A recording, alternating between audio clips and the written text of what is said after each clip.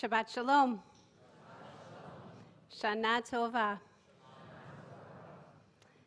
Have you ever taken a photograph of yourself in front of that iconic love sculpture in New York or here in San Francisco? You know, the giant red one with that playful lopsided O.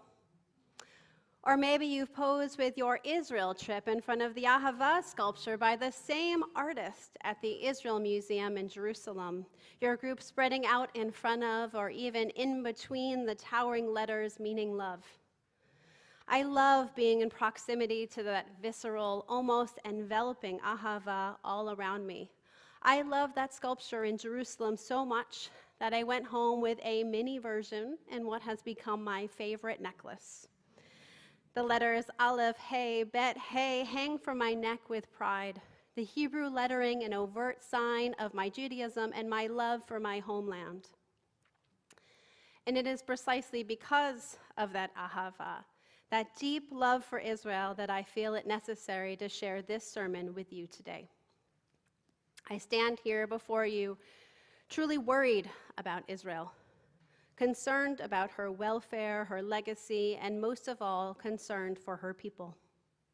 And I am concerned about you and the next generation and what that love, that Ahava, will look like in the future, given the moment that we are in. Why am I worried? Because Israel is in existential crisis. It may soon be in constitutional crisis. Because its status as both a Jewish and a democratic state is unraveling. It is being unraveled by those who are looking to excise Israel's democratic nature.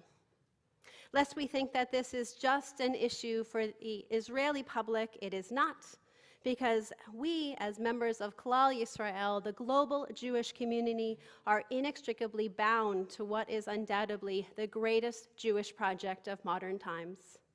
Against the backdrop of our love for Israel, this is an issue for all of us.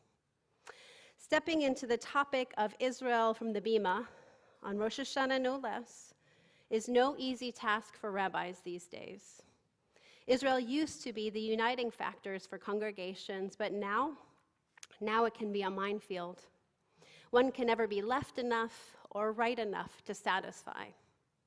But I hope, I pray, that you know that I am a fierce supporter of Israel and have made Israel a focus of our work and our love together as a congregation, centering programs and discussions on Israel, championing our Shinshinim program, and pushing as many trips as possible to our homeland, for being in the land is the most important connection that we can create.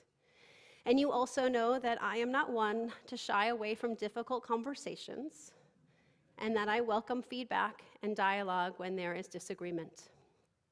And this is a difficult conversation that we need to have. The stakes are simply too high for us to say that this moment is just another debate about a particular policy. No, this moment is about the very identity of Israel itself. As we stand on the threshold of a new year, let us enter it honestly and with love. So how did we get to this current moment? Last November, what is inarguably the most ultra-religious and ultra-nationalist coalition in Israel's history came together to form Israel's current government. In January, the governing coalition proposed a package of judicial reforms aimed at limiting the power of Israel's Supreme Court, a move considered by many to be an attack on not just the Supreme Court, but on Israel's democracy itself. Here in the United States, our federal government is made up of three branches: the judicial, the legislative, and the executive, and all three act as checks and balances on each other. As Americans, what we need to understand about Israel's parliamentary system is that Israel's legislative and executive branches are essentially the same, with the prime minister emerging from the ministers who form the ruling coalition. With Israel lacking a constitution, a mainstay for us here in the States, Israel's judicial branch then is the main check and balance on the governing coalition. The judicial reforms that are underway aim to severely limit the Supreme Court and its power to check the Knesset, which is why many believe that this strategy is less about judicial reform and more about judicial revolution. Why would the governing coalition do this? Among a variety of reasons. The foremost would be that sidelining the independence of the court would allow them to move forward with their legislative agenda unfettered by checks and balances on its power. Their argument is that the court is not elected, the legislative branch is. Yet for those Israelis and beyond who care about keeping government corruption in check and about protecting the rights of minorities, which is often not the priority of those in power, and certainly not those in power right now, defending the independence of the judiciary is essential to keeping Israel democratic and fair and living up to the ideals espoused in its Declaration of Independence, the ideals of freedom and justice and peace. When the judicial overhaul was proposed, the Israeli public seemingly woke up and exploded in protest. It was like that moment in the book of Jonah, where the ship's captain goes down to the belly of the ship while a storm rages outside and discovers that Jonah has slept through it all. The captain rouses Jonah awake and screams out, Ben Adam, Malacher Nidam, how can you be asleep? Well, Israel is not asleep anymore. The democracy movement has woken it up. For an historic 36 weeks now, truly unprecedented in Israel's history, the democracy movement has been out in the streets with hundreds of thousands of Israelis out in Tel Aviv and in Jerusalem, and they're all across the country in the north and the south, protesting alongside highways and roads that connect towns and cities to kibbutzim and moshavim. This past summer, I, along with members of our Israel trip from Temple Isaiah, had the privilege to participate in the protests both in Jerusalem and in Tel Aviv. These protests are as much about grief and how we process the moral gaps in society as they are about the joy of possibility and striving to live up to a vision of Israel at its best. Being there was electric. You are surrounded at all times by a sea of Israeli flags, and the masses would break out in rousing renditions of Hatikva and Ein Li Eretz Acheret. The chant Demokratia was repeated over and over. Looking left and right, you could see the diversity among the protesters. This movement and this moment have connected people from all across Israel and from across traditional lines of difference. The old and the young are there. The LGBTQ plus community is there. The unionists are there. Business leaders are there. Soldiers and reservists and veterans are protesting alongside those standing up for Arab Israelis and Palestinians. The Israeli reform movement is there. They are all there because they realize that they are experiencing the same struggle. This is about the soul of Israel itself. They are there each and every week because they know, just as we should know, that democracy cannot be taken for granted. None of us, even here in the United States, should ever take our democracy for granted. We need to nurture democracy, actively support it, and be ready for any threats that come its way. Despite these massive protests, the first piece of the judicial overhaul was passed in July. This was the unreasonableness amendment to the basic law on the judiciary, which stripped the court of one of its key oversight tools, the ability to overturn administrative decisions made by the government based on their reasonableness.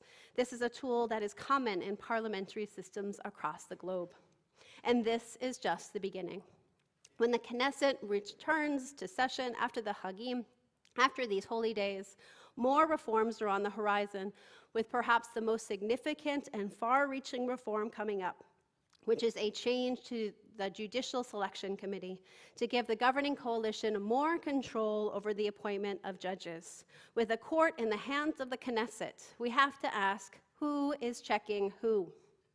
The court has long been the protector of the rights of marginalized groups. With a weakened court, women, LGBTQ plus people, secular Israelis, conservative and reformed Jews, Israeli Arabs, Palestinians, they are all at risk. Once the judiciary is sidelined, the governing coalition will move ahead with its radical agenda, which they have articulated clearly and been unapologetic about. Who should be worried? Women should be worried. As the governing coalition works to defang the secular courts, they are seeking to expand the role of the ultra-religious rabbinic ones. We are hearing calls for more segregation between men and women in public spaces. Women are already being asked to sit at the back of the bus, this in the supposed name of Judaism. The LGBTQ plus community is scared. Members of this coalition in positions of power have called themselves proudly homophobic and will push for a rollback of the rights that have been achieved. The coalition has talked about revoking the grandchild clause as part of the law of return. This will undoubtedly affect many diaspora Jews living worldwide and many of us sitting here today. Your right and the right of your children and the right of your children's children to make Aliyah may be in question. What small rights reform and conservative Jews have won via the courts are all at risk. The governing coalition is paving the way for a halakhic state, a theocracy. What about Israelis who are secular? What about Jews who pray and look like you and me? But let us not be naive enough to deny the central motivation for the judicial overhaul. Many who are in power now have been longtime proponents for not just expanded settlement, but outright annexation of the West Bank. This is about occupation. Under the current government, control over the occupied territories has transferred from, quote, temporary military rule to now an elected official, to MK Bezalel Smotrich, who has been a strident and outspoken advocate for annexation. This move signals permanency and diminishes hope of any peace agreement and resolution on the issue of the territories. Smotrich has already redirected millions of dollars from the education and interior ministries, and this government has set a record for new settlement approvals.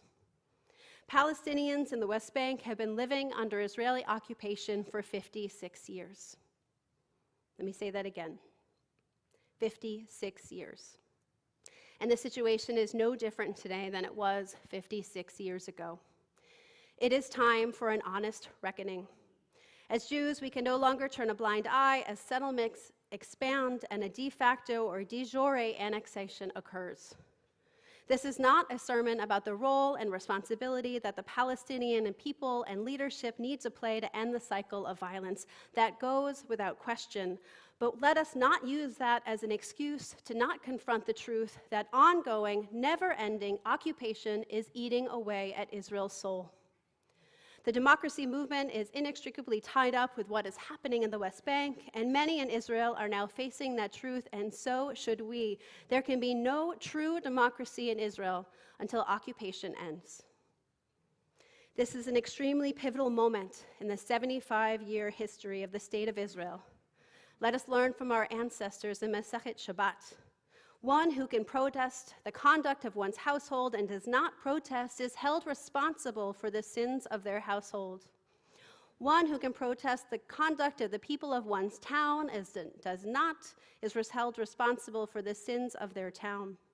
One who can protest the conduct of the whole world and does not is held responsible for the sins of the whole world. Over 5 decades of military occupation is destructive not just for Palestinians, but for Israelis too, and for Jews worldwide. The status quo is not working.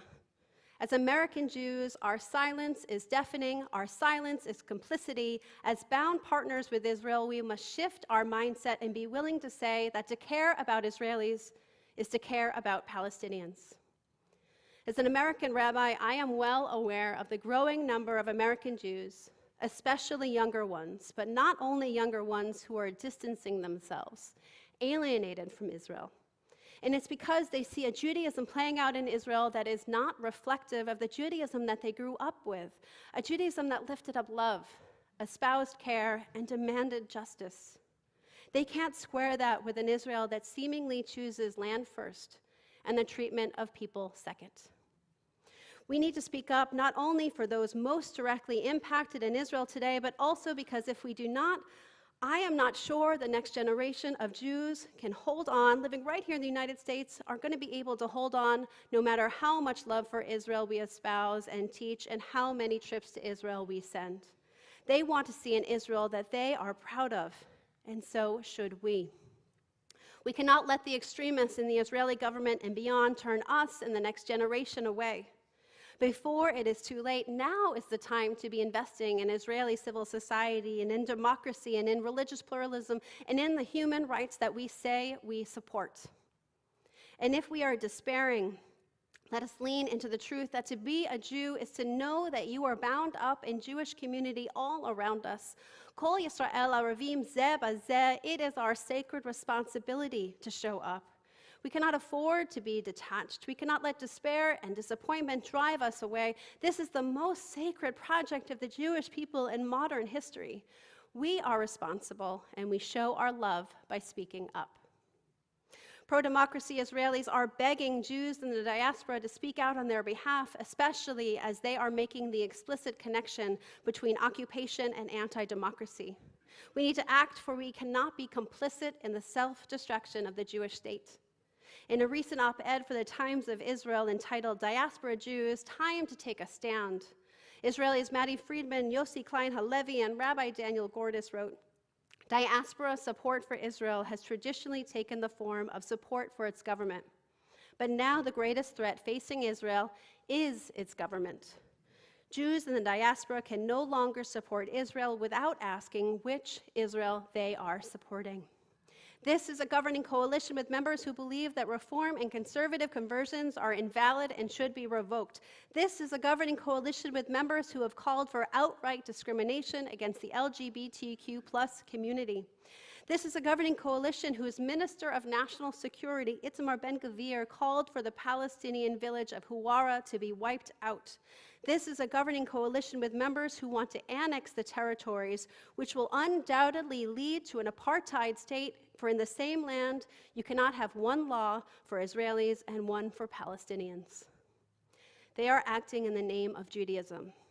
We cannot let those with a xenophobic, homophobic, and sexist agenda define Judaism. That is not my Judaism, and I don't think that it's yours or the majority of Jews today either. In the name of Judaism, we must say enough. Out of deep love and sacred responsibility, this is the moment for us to acknowledge and to act on the moral gap we have in front of us. This is the time to engage with Israel, not to disengage, for Israel needs us, our people need us. So what can we do? We can support the Israel that we want to see. We can give to causes that comport with the vision of Israel that you dream of. If you care about Israel, put your money where your mouth is. Give to the IMPJ, the Israel Movement for Progressive Judaism. Give to Iraq, the Israel Religious Action Center, which is the Reform Movement's justice and civil rights arm in Israel. Give to organizations working to promote human rights, religious pluralism, and an end to occupation. What can we do? We can use our religious and moral voice as Reform Jews who love Israel to speak up. Contact your elected officials here in the United States to encourage them to support the democracy movement in Israel. American political opinion matters. Reach out to the Israeli consulate who act as representatives of the Israeli government here to share your concerns. What can we do? We can show up at local rallies. The Unacceptable Movement, a homegrown organic group of Israeli expats begun here in the Bay Area, are leading rallies locally and worldwide. They're also offering advocacy and education opportunities. On October 4th, one of the local Unacceptable Movement leaders will be here on campus to share more about this movement. And if you are blessed to go to Israel in the near future, show up at rallies alongside hundreds of thousands of your Israeli siblings. What can we do? We can be sure to keep learning and staying up to date with what is happening in Israel. Here at Temple Isaiah, we are committed to continue to bring Israel into the center of what we do. And we are committed to having the difficult conversations that need to be had. Hold us accountable and be a part of it. We commit to being educated on this issue as a community and to stand up for the values espoused in Reform Judaism and to amplify the Israeli voices that are speaking up for justice, equality, peace, and democracy. Our synagogue can and should be leading the way in loving Israel. Israel is a great miracle. Just 3 years after the Shoah and after centuries of persecution, we came home. 75 years later, We must do whatever is in our power to ensure that the miracle of the only Jewish and democratic state in the world continues. This is a moment. This is about so much more than a conflict between the Supreme Court and the Knesset. It is about who Israel is and should be. And it's about who we are and who we need to be. In the name of Judaism, we must defend democracy. I stand here before you out of the deepest love for Israel and for our people, and I hope that you are hearing it with love. We must step into this moment with ahava. The letters aleph, hey, bet, hey need to surround us, envelop us, push us. We need to remember who we are. We were strangers in a strange land. We traversed a wilderness to come home. We are a people who are commanded to love the stranger, to have one law for all peoples, and to be a light unto the nations. In the words of the Reverend Dr. King, there is nothing more tragic than to sleep through a revolution. The shofar has sounded. Like Jonah, we were asleep at the bottom of the boat, but now we are awake. With the dawning of a new year comes hope. The year ahead will not be easy, but we are a resilient people. May we each personally feel called to keep the miracle of the state of Israel alive. Out of this struggle, I pray a stronger Israel will emerge, where the dignity of all peoples is upheld, where democracy is protected and cherished, and where Judaism and the Jewish people thrive. Od lo avda tikvatenu, our hope is not yet lost. Shabbat shalom, Shana tova.